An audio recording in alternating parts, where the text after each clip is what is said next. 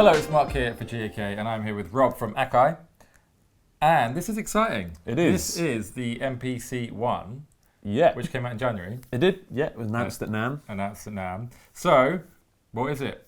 What's the easiest way? So, MPC ONE is the baby of the MPC line. Obviously, if you've heard of MPC before, you've heard of the history of it. And we've got the current range, which is the MPC X and MPC Live. Yep. And those are your standalone range. Obviously, Force is part of that, but it's slightly more of a cousin to it. It takes some of the features, but it's a little bit different workflow.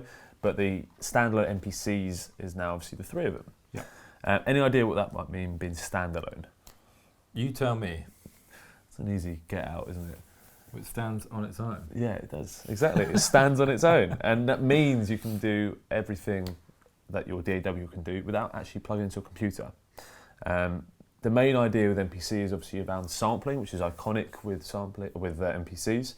And that's no different on this. You can do all of your sampling from your turntables, from a live instrument, record it into here, chop it up, arrange it, process it, everything in the box. Yeah. So what might be an idea is to talk you through the hardware and the differences between that and the live, or the X as well.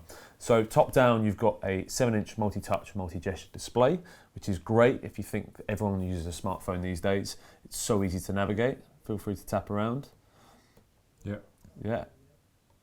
And then if you go to the grid, you can see you've got this zoom feature, so you can easily zoom in and out to see all your data.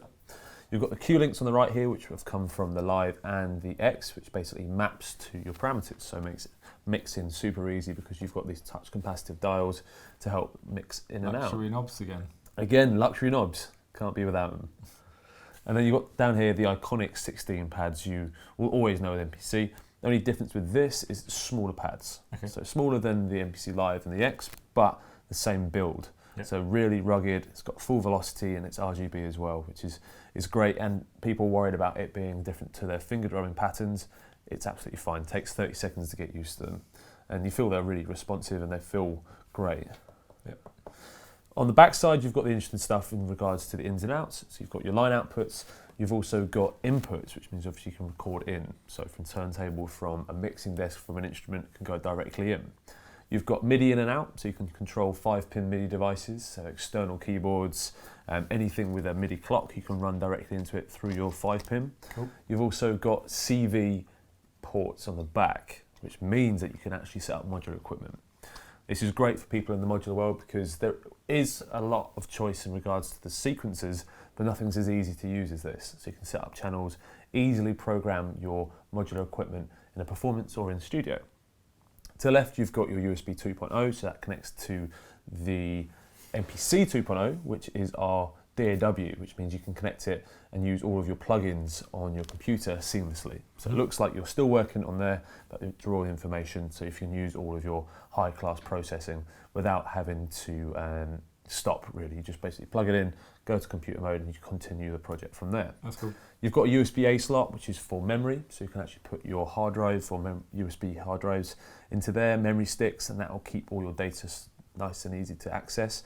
On the front, you've got an SD card, so that's your kind of memory options as well as a headphone port.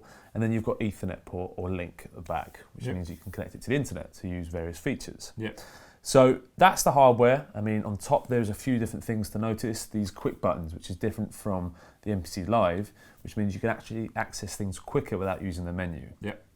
There's no issue with using the menu before because it's still very quick. Personally, I prefer a bit more of a tactile approach. So I've got these quick buttons down here to get to step sequencer, the time correction, sampling, all that sort of stuff is really easy to get to. You've also got shift modes, which means I can say, right, jump to automation, on and off, turn off my time correction. So if I want to put in some real-time drums without having any quantization, you can easily just jump into that, turn it on and off. Same with the looper, really easy to access. I personally found it much quicker. Yeah. Like I said before, there isn't any issues using the screen, but for my workflow, I really like the tactile buttons for it. So that's the hardware. The software is exactly the same as the older brothers. So you've got the same features and the same setup and same sequencing abilities. What is worth noting is that there's different sounds with MPC ONE. So you get a pack called the F9 Instruments Collection. Okay. Ever heard of the Freemasons? I'm sure you would have heard of them. Yeah, rings a bell. So one of the guys from Freemasons actually did a huge amount of sound design for MPC ONE. Okay. And that means that once you purchase MPC ONE, you're actually entitled to this pack.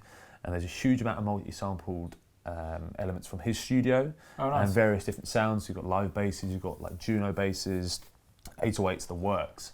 So quality sounding stuff. Exactly, and that actually is free with MPC ONE. You do need to install it from the website, but it is free and it gives you a bit more content to run with. Mm-hmm. But that being said, it does run exactly the same. So if you're an existing MPC user, you're not going to have any issues using this whatsoever. It's also worth mentioning that with, as I said with the MPCs before, you have full audio control as well. So I can run in audio channels and work with audio as opposed to MIDI. So if we were to record a session, we can bring it in, chop it up by hand, process it. I think that's what we're going to do. That's a good idea. I think we should have a jam. Yeah, let's have a jam. We'll run it all in, and then if we like it, we can go through how we deconstruct, or we can deconstruct it from there. Yeah, should we try it?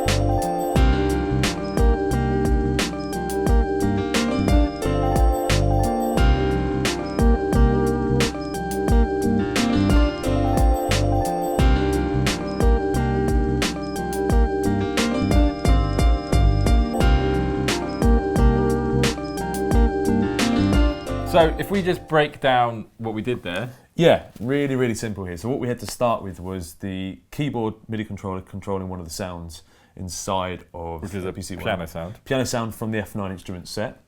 And what we did there was just basically record it straight in. So we set 4 bars. Yeah. Pressed, obviously, the transport to record. Off you went. You played it in. It was quantized to 32, or a division of 1 of 32. Yeah. And that quantized it the way, and you can turn it off, but obviously Mark needed it to make sure it was in time. And then from there, we just started adding drum tracks on top of it. So we had the sample, which is there. Yeah. And then we had the drums, all quantized to keep things nice and tight. Yeah. And then we flipped over to the audio side, and then we jumped into the looper. And what the looper was doing, and just talk about the setup in here really quickly, under the desk is a mixer, and in the mixer we've got 2 guitars plugged in, and the output of that mixer is going straight into MPC, so we can capture both channels. So can you explain why we used the looper? What, as opposed to doing channels? Reason being is you've just got a bit more flexibility. So I can say, right, set a 4-bar loop, I can put the bass line on, which we did, and then Mark can just noodle over the top of it and just go on and on. And when you're done with that, what we didn't export it because we were doing it kind of a real-time thing, but what you can do is export that into a project and kind of keep developing it from there. Yeah. And that's it. So we just added the loops on top. We had a few effects on the Q links there, and we also had the XY effect, which was letting us do those beat repeats throughout.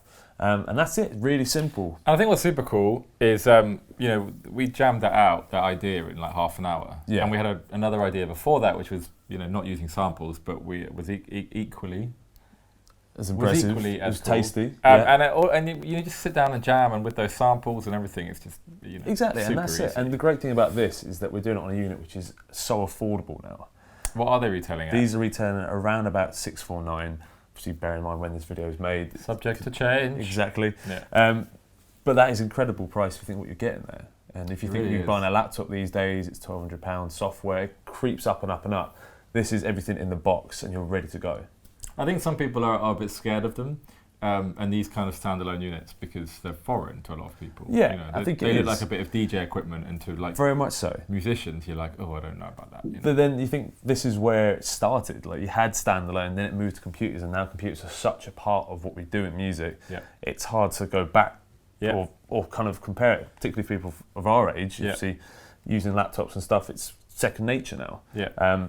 But what I found in using this is that it just changes your mindset on how you produce, because you just think more about the sounds and less about looking at the screen, and it's like much more hands-on. And I imagine that there are a lot of musicians out there using them. I don't know of any. Yeah, there is a huge amount of people using them in various different genres, on stage and in the studio, predominantly in the studio. Mm. But the great thing about these for performance is that you can load in loops as well and use it on stage. Great. Cool. It was a pleasure. What do you think? Have you played these? Do you want to play one? Play? Is that how we're saying it? Yeah, you play one. You play one, right? play one. It's an Fiddle. instrument. Yeah. Yeah. Are you interested? I'd love to know what you think in the comments box below. It's always good to get feedback on these type of things. If you've enjoyed this video, hit that little like button and hit that subscribe button and that notification bell. We're always making content, and I'm sure you'll be back to do some more I'm content. sure we'll be. And we will see you very soon.